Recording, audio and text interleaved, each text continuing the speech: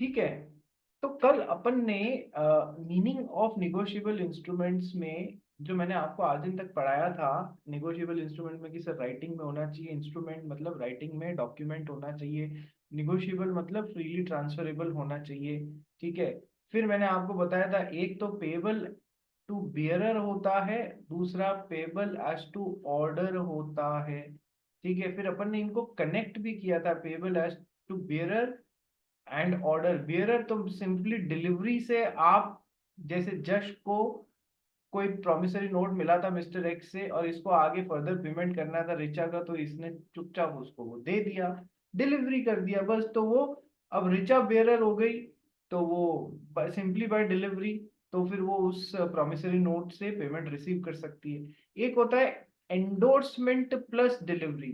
तो when payable as to order होता है, तब एंडोर्समेंट प्लस डिलीवरी, नाम लिख के एंडोर्स करके और डिलीवर करना पड़ता है। और इसमें फिर मैंने आपको डिलीवरी का भी इंपॉर्टेंस समझाया था कि टेबल की ड्रॉअर में पड़ा रह गया तो डिलीवरी नहीं हुई, भले ही एंडोर्समेंट कर दिया, डिलीवरी नहीं हुई, ठीक है, तो फिर उसका कोई मतलब नहीं है, वो निगोशिएट हुआ ही नहीं है, ट्रांसफर हुआ ही नहीं है। ठीक है। तो कल अपन ने काफी चीजें देख ली थी। अब ये यहां से चालू करना है, अनेगोशिएबल इंस्ट्रूमेंट यहां से। जश आप पढ़ हमारे लिए। A negotiable instrument is a payable order. Is payable to order when it is expressed to be so payable, when it is expressed to be payable to a specific person and does not contain words prohibiting its transfer. That is, it is transferable by endorsement and delivery. ठीक है।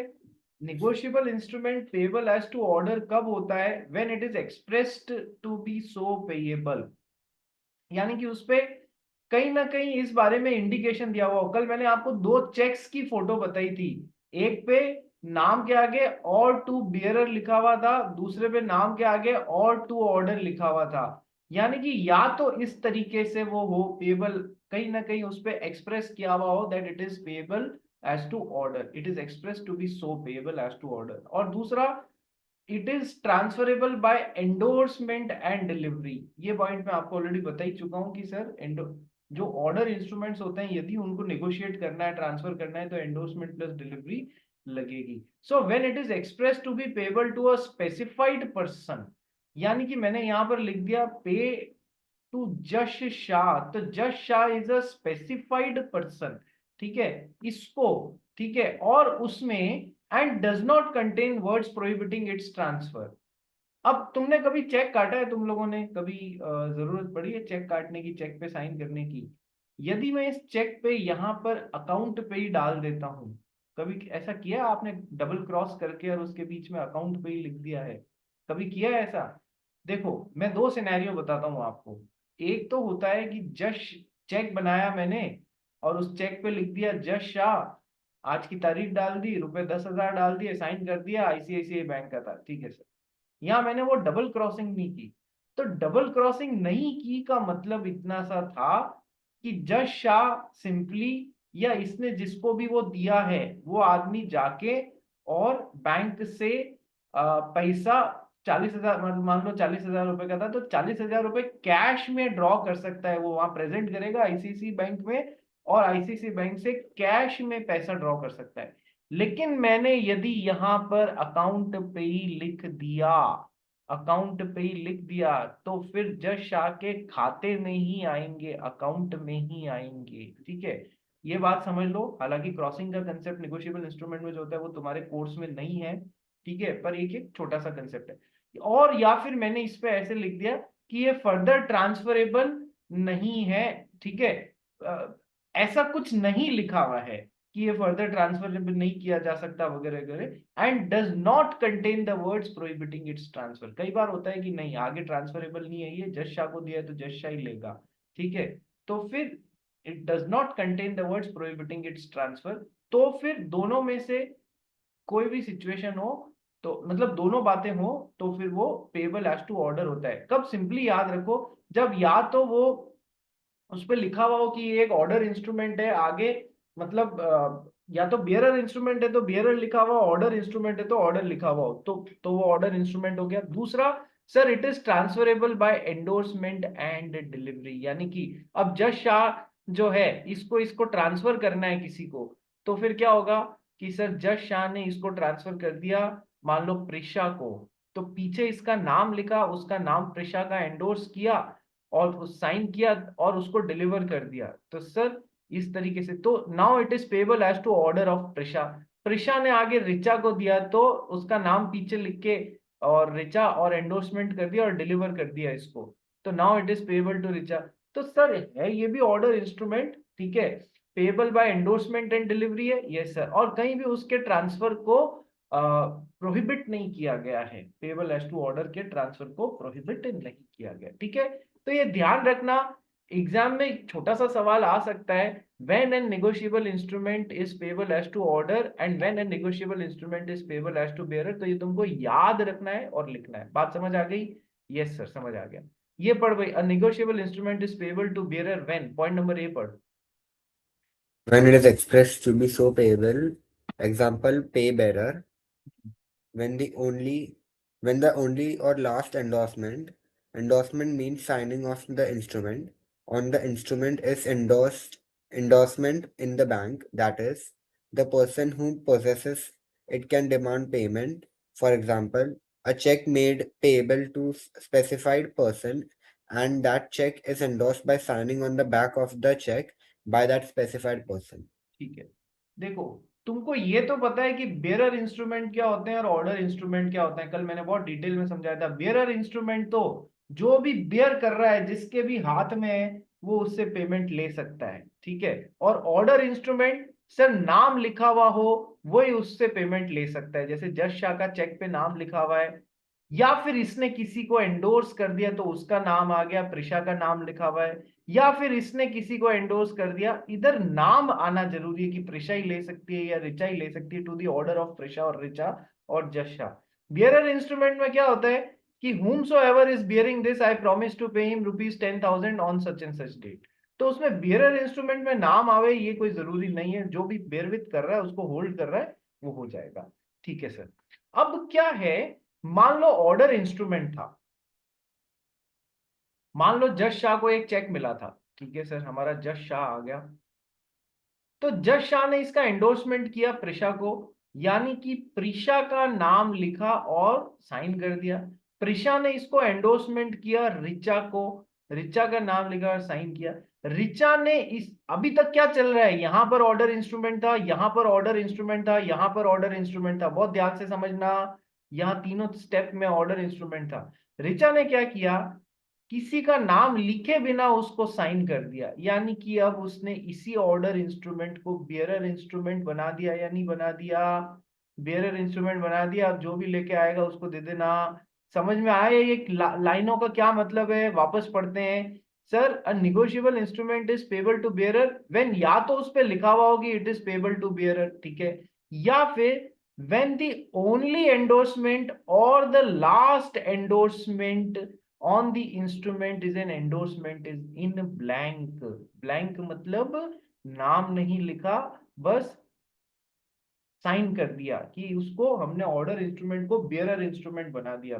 When the only endorsement, यानी कि एक ही endorsement किया गया, या फिर last वाला जो है वो वाला एंडोर्समेंट, वो एंडोर्समेंट इन ब्लैंक है, that is the person who possesses it can demand payment. अब नाम नहीं है, अब आगे मान लो बिना नाम लिखे यहाँ पर रिचा ने मिस्टर एक्स को दे दिया, मिस्टर एक्स ने ऐसे ही मिस्टर वाई को दे दिया, मिस्टर वाई ने बिना एंडोर्समेंट के आगे जेड को दे दिया, तो लास्ट एंडोर्समेंट जो था वो ब्लैंक था ना, यानी कि अब ये बियरर इंस्ट्रूमेंट की तरह आगे आगे ट्रांसफर हो रहा है, तब वो बियरर इंस्ट्रूमेंट, या तो बियरर लिखा हुआ हो तब वो बियरर, और यदि वो ऑर्डर इंस्ट्रूमेंट है तो उसका ओनली एंडोर्समेंट या लास्ट एंडोर्समेंट यदि ब्लैंक में आ गया है, साइन ऐसे ही बिना नाम लिखे कर दिए, तो फिर वो ऑर्डर इंस्ट्रूमेंट भी क्या बन गया, बेयरर इंस्ट्रूमेंट बन गया, ठीक है। For example a cheque made payable to a specified person जज Shah and that cheque is endorsed by signing on the back of the cheque by that specified person, केवल साइन कर दिया, नाम किसी का नहीं लिखा, तो वो ऑर्डर से क्या बन गया, बेयरर। ये समझ में आया बेटा? याद करो, लेकिन समझ के याद करो, तो अपने को आसानी रहेगी, अपने वर्ड्स में भी एक्सप्रेस कर लेंगे, ठीक है। So negotiable instrument payable to order and a negotiable instrument payable to bearer, समझ में आ गया? यस सर, चलिए शुरू करते हैं। असेंशियल कैरेक्टरिस्टिक्स या असेंशियल एलिमेंट्स या लीगल रूल्स किसी भी नाम से आए तो हमको यही लिखने हैं। Explain the essential characteristics of negotiable instrument या लीगल रूल्स या essential features of a negotiable instrument. देखो, तुम्हारे पास में मॉड्यूल की कॉपी आ गई है ना सब लोगों के पास में? जस्ट अच्छा, 12वीं वालों के पास में। तो जिनके पास में मॉड्यूल की कॉपी है वो क्या करें, वो इन वर्ड्स को अंडरलाइन करते रहें या एक हाइलाइटर पास में लेके बैठ जावें और इधर हाईलाइट करते रहें, या जैसा आपको समझ में आए। अपना नोट्स बना रहे हैं पैरेलली मेरी क्लास के साथ में तो वैसे करिए। सो नेगोशिएबल इंस्ट्रूमेंट का सबसे पहला असेंशियल एलिमेंट है, it is to be necessarily in writing. ये तो मैं आपको कब से गला फाड़ फाड़ के बता रहा हूं कि निगोशिएबल इंस्ट्रूमेंट में जो वर्ड इंस्ट्रूमेंट है उसका मतलब होता है डॉक्यूमेंट, और डॉक्यूमेंट हमेशा राइटिंग में ही होता है या नहीं होता है? Yes sir. तो सर निगोशिएबल इंस्ट्रूमेंट का पहला characteristic, it has to be in writing. कुछ समझाने का है? नहीं सर, ओरल निगोशिएबल इंस्ट्रूमेंट कोई नहीं होता है। Second, it should be signed. It should be signed. कितने तरीके के निगोशिएबल इंस्ट्रूमेंट अपन ने देखे हैं कि sir PBC, promissory note, bill of exchange, check. I promise to pay the bearer a sum of rupees 10,000 3 months from the date of this promissory note. नीचे sign किया। मैं साइन नहीं करता हूं तो इसका कोई मतलब है क्या? नहीं सर। चेक पे मेरा साइन नहीं है तो इसका कोई मतलब है क्या? नहीं। बिल ऑफ एक्सचेंज पे मेरा साइन नहीं है तो कोई मतलब है? नहीं सर। तो it has to be negotiable instrument की नेक्स्ट कंपलसरी बात है, it has to be signed. Richa, Prisha, Shreya, Ansal, Devansh अपने अपने वीडियो ऑन करो। ठीक है, फटाफट वीडियो ऑन करो, पर टाइम वेस्ट नहीं करेंगे। It has to be it is to be in writing plus signed. ठीक है, ये वर्ड्स अंडरलाइन या हाईलाइट कर लेना। Third, it is freely transferable from one person to another. क्या मतलब आया? निगोशिएबल इंस्ट्रूमेंट में वर्ड निगोशिएशन का क्या मतलब होता है? Transferable, transferable. ठीक है, तो ये तो तीसरी पहली कैरेक्टरिस्टिक ट्रांसफरेबल, दूसरी कैरेक्टरिस्टिक रिटर्न में, तीसरी साइंड। तीनों ही बहुत बेसिक हैं। क्या इसमें कुछ पढ़ने या समझने का है? नहीं सर, याद रखने का है। Third, holders title is free from defects. देखो ये आने वाले टाइम में तुमको ये पॉइंट काम आएगा, अभी यहाँ पर समझने का नहीं, बस याद रखने का है। दो लोग होते हैं, एक तो होता है होल्डर, दूसरा होता है होल्डर इन ड्यू कोर्स। ठीक है, होल्डर इन ड्यू कोर्स। तो ये क्या बोल रहा है? Holders title is free from defects. Defect नहीं है जिसको मिला है, जो होल्ड कर रहा है उसको, उसका टाइटल डिफेक्टिव नहीं है। चोरी कुट्टे करके नहीं लाया है कि कहीं पड़ा हुआ मिल गया निगोशिएबल इंस्ट्रूमेंट तो वहां से चुरा के ले आया, वैसा नहीं है। सही में फॉर वैल्यू उसने रिसीव किया है। जज शाह सीए बन गया, सीए बन गया तो उसने क्लाइंट को सर्विसेज दी, उसकी कंपनी खुलवाई। क्लाइंट ने कहा सर नई नई कंपनी है, 3 महीने बाद पेमेंट कर दूं क्या? थोड़ा मैं भी सेटल हो जाऊंगा। हाँ हाँ कर देना, कोई दिक्कत नहीं है, दुकानदारी जज को भी तो जमानी है कि हाँ कर देना। तो सर इसने फॉर वैल्यू रिसीव किया है ना? Yes sir. तो फॉर वैल्यू रिसीव किया है, इसका टाइटल फ्री फ्रॉम डिफेक्ट से कोई उनमें कोई खराबी नहीं है। ठीक है, ये एक जनरल बात है, अभी ऐसे ही याद ध्यान रखो। Now it can be transferred any number of times till its satisfaction. Freely transferable तो है कि सर एक जना दूसरे को ट्रांसफर कर सकता है। It can be transferred any number of times. X ने Y को बना के दिया, Y ने Z को दे दिया, Z ने A को दे दिया, A ने B को दे दिया, B ने C को दे दिया, C ने D को दे दिया। जब तक वो सेटिस्फाई नहीं हो जाता, मतलब उसका पैसा नहीं मिल जाता, तब तक वो ट्रांसफर किया जा सकता है। पैसा ले लिया उसके बाद में थोड़ी ना दोगे कि ये ले ले निगोशिएबल इंस्ट्रूमेंट। अरे भाई वो सेटिस्फाई हो चुका है, उससे पैसा मिल चुका है, अब थोड़ी ना उसको मार्केट में घुमाओगे। तो निगोशिएट तब तक फ्रीली ट्रांसफर किया जा सकता है जब तक कि उससे पैसा नहीं उठा लिया गया। ठीक है, next, every negotiable instrument must contain N unconditional promise और अनकंडीशनल ऑर्डर टू पे the money. The promise or order to pay money to pay must consist of money only. बहुत अच्छा पॉइंट है ये, इस पे कभी कभार क्वेश्चंस भी बन जाते हैं। हर निगोशिएबल इंस्ट्रूमेंट में अनकंडीशनल प्रॉमिस या ऑर्डर होना चाहिए। पहले तो समझो ये प्रॉमिस और ऑर्डर क्या, दो अलग अलग बातें क्यों करी गई है। शायद मैंने कल इसका हिंट आप लोगों को दिया था, शायद मैंने कल इसका हिंट दिया था। क्या दिया था? कि देखो अपन ने पढ़ा है, एक तो है प्रॉमिसरी नोट, एक है बिल ऑफ एक्सचेंज और चेक। मैं हमेशा इसको एक तरफ रख रहा हूं और इन दोनों को एक तरफ रख रहा हूं, because cheque is a type of bill of exchange itself. ये आगे जाके आप जब अपन तीनों पढ़ेंगे ना, तब आप ध्यान रखोगे cheque is a type of bill of exchange itself. इसलिए इनकी जोड़ी बना रहा हूं और इसको इधर रख रहा हूं, ठीक है।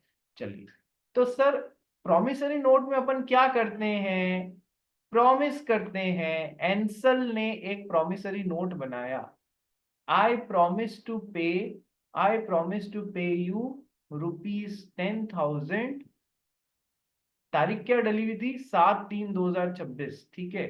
तो I promise to pay you ₹10,000 3 months from the date of this promissory note। 3 months from the date of this promissory note। Sign किया हुआ है, जितने रुपए के स्टैंप लगने उतने रुपए के स्टैंप लगा दिए, ठीक है। तो सर यहां पर तो क्या किया गया है, प्रॉमिस, ठीक है। बिल ऑफ एक्सचेंज या चेक में क्या होता है, ऑर्डर होता है। मैंने कहा था ना प्रॉमिसरी नोट में कुछ नेगोशिएबल इंस्ट्रूमेंट्स में 2 पार्टीज होती हैं और कुछ नेगोशिएबल इंस्ट्रूमेंट्स में 3 पार्टीज होती हैं। ये भी मैंने आपको कल बताया था या नहीं बताया था। तो प्रॉमिसरी नोट में 2 होंगी, बिल ऑफ एक्सचेंज और चेक में 3 होंगी। कैसे कि सर जब मान लो एंसल ने प्रिया बांगड़ मैम को चेक दिया, ठीक है। चेक किस बैंक का था कि सर आईसीआईसीआई बैंक का था, ₹10,000। यहां पर डेट डली हुई है और यहां पर साइन किया हुआ है, ठीक है। तो सर यहां पर एंसल ने बैंक को ऑर्डर किया है कि वो प्रिया बांगड़ मिस को ₹10,000 दे।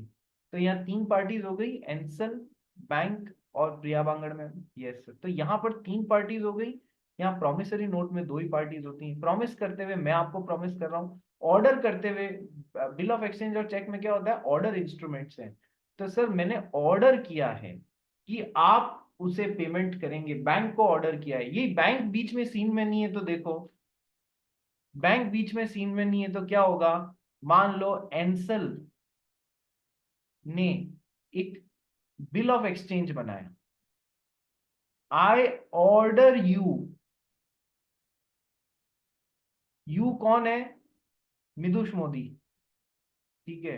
I order मिदुष to pay ₹10,000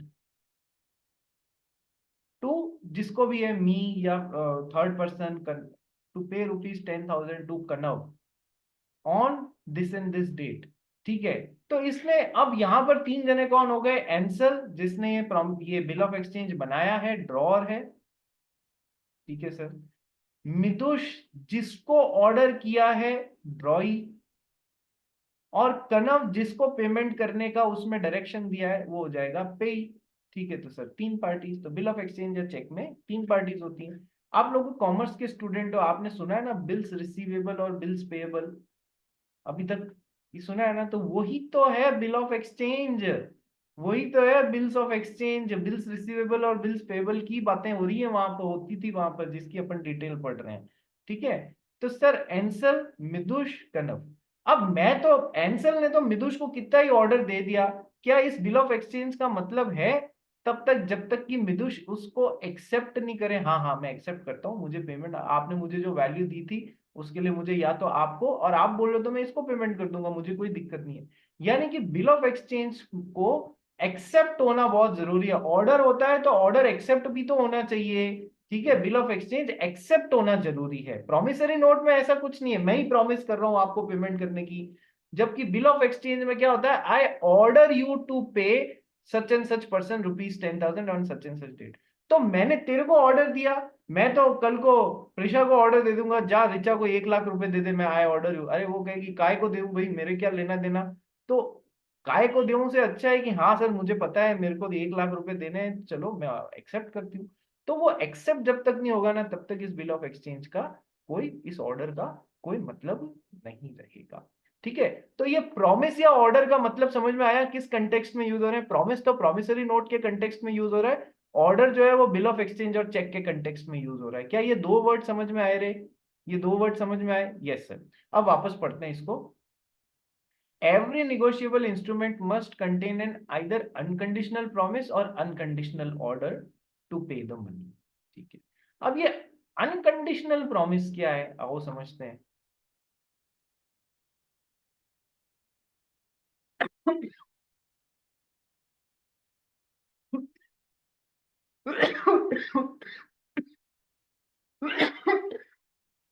sorry. Unconditional promise क्या है, आओ समझते हैं। देखो, जश शाह क्या है, चॉकलेट बहुत खाता है, छोटा बच्चा है, ठीक है। तो चॉकलेट इसकी फेवरेट है, जब देखो तब चॉकलेट मुंह में चलती रहती है, इसके तो दांत खराब हो गए, ठीक है। अब डॉक्टर डेंटिस्ट के पास में गया है, डेंटिस्ट ने बोला तेरे दांत उखाड़ने पड़ेंगे और दो नए और ये सब लगेंगे, ला 20,000 रुपए, ठीक है। जस्ट ने कहा मैं छोटा बच्चा हूँ यार, कहाँ 20,000 रुपये, अभी तो नहीं है। हाँ मेरी नौकरी लग गई है तो 2 महीने में 3 महीने में मैं पैसा कलेक्ट कर लूंगा, तब दे दूं। डेंटिस्ट ने कहा ठीक है कोई बात नहीं। पर उसने कहा कि चल तू प्रॉमिसरी नोट बना के दे मेरे को। तो जज शाह ने लिखा, क्या लिखा डॉक्टर के लिए, आई प्रॉमिस टू पे dentist mister x a sum of rupees 20,000 3 months from the date of this promissory note, ठीक है। डेट डली हुई थी यहाँ पर, नीचे साइन किया, जितने रुपए के स्टैंप लगते थे, बिना स्टैंपिंग के नहीं बनता है भाई, स्टैंप लगाने जरूरी होते हैं, ठीक है। तो ठीक है, ये तो हो गया ये।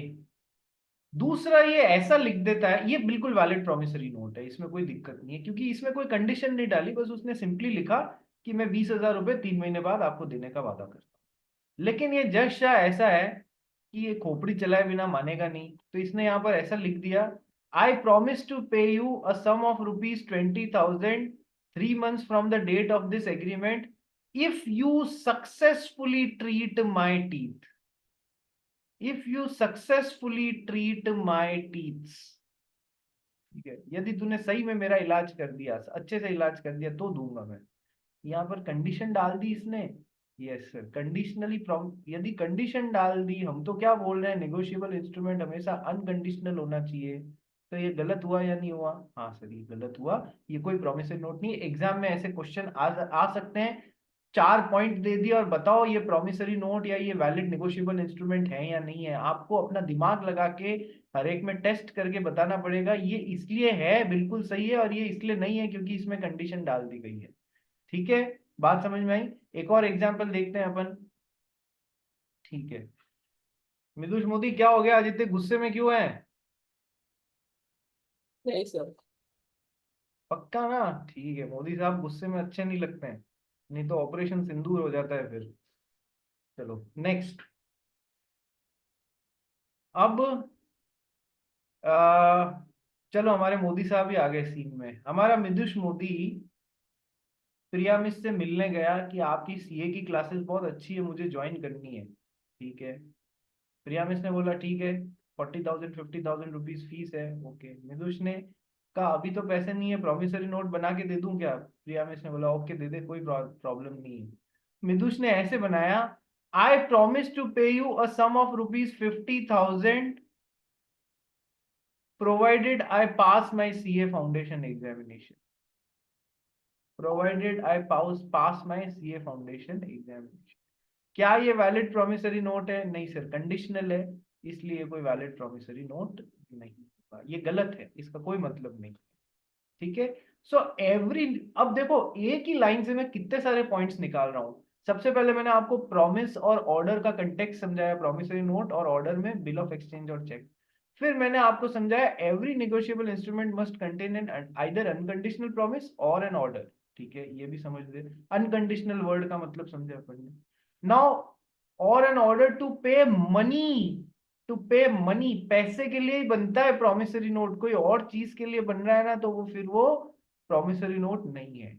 ये पूरा मैं आपका टॉपिक डिटेल में उठाने वाला हूँ, कम से कम 7 वैरायटी समझाऊंगा मैं आपको, कौन सा प्रॉमिसरी नोट है कौन सा नहीं है। अभी के लिए बस एक एक पॉइंट और समझ लो कि sir unconditional order to pay money कैसे।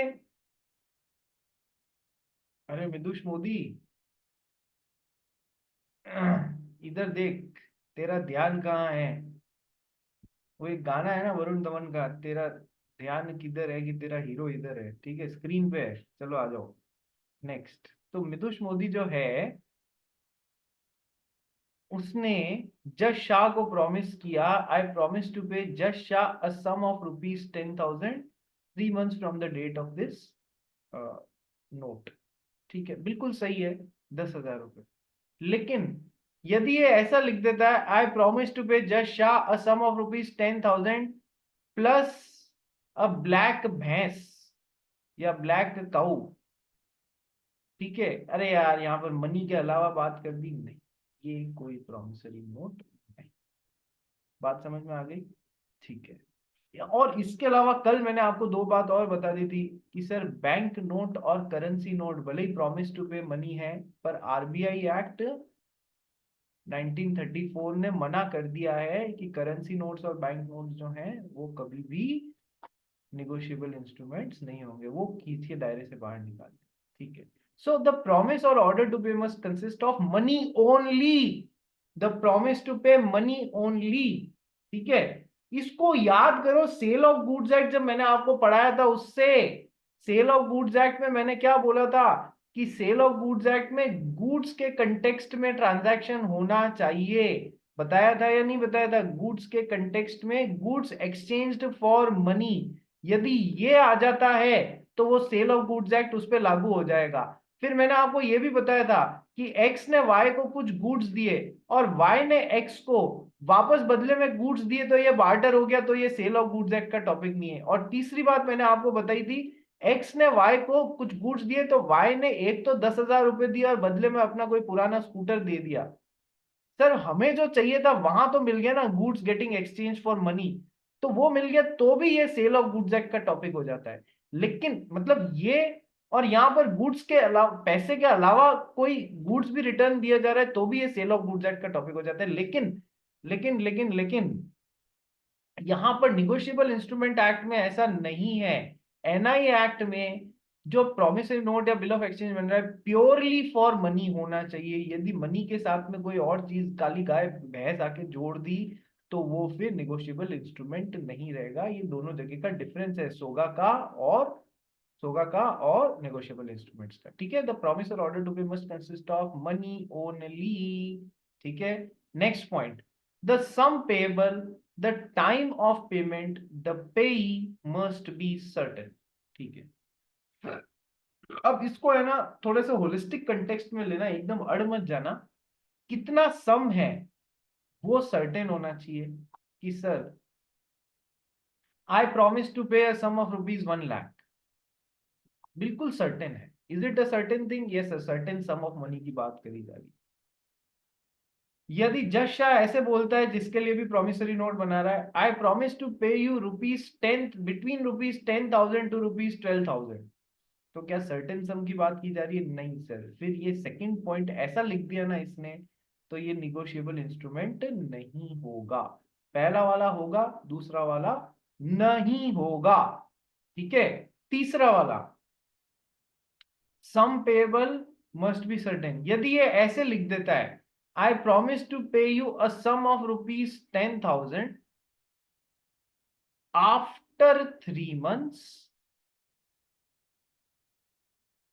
along with simple interest at the rate 12% per annum। ठीक है, I promise to pay you ₹10,000 after 3 months along with simple interest at the rate 12% per annum। Sir ये मत कह देना भैया ये uncertainty हो गई, भैया यहाँ पर पूरा इस चीज से अपन सर्टेनिटी कैलकुलेट करके अमाउंट पे आ सकते हैं।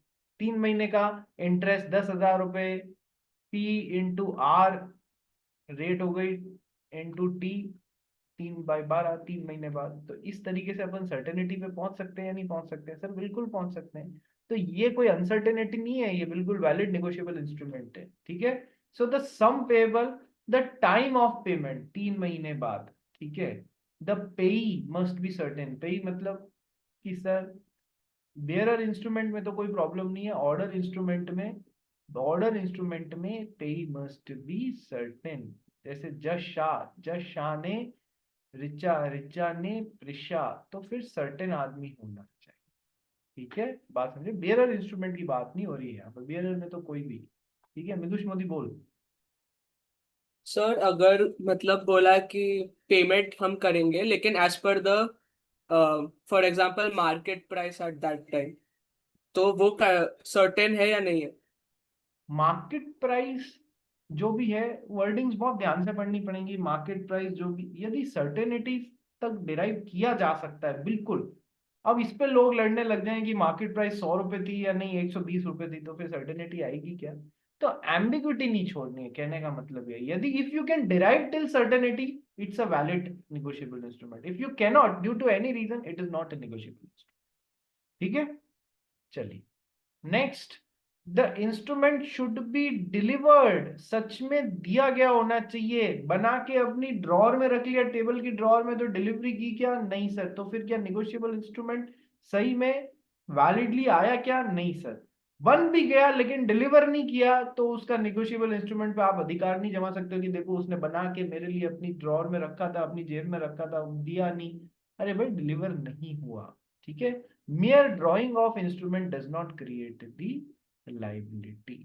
तो ये 8 पॉइंट्स समझ में आए आपको? Essential characteristics of negotiable instrument समझ में आए? इजी है ना? हाँ सर, याद रख लेना।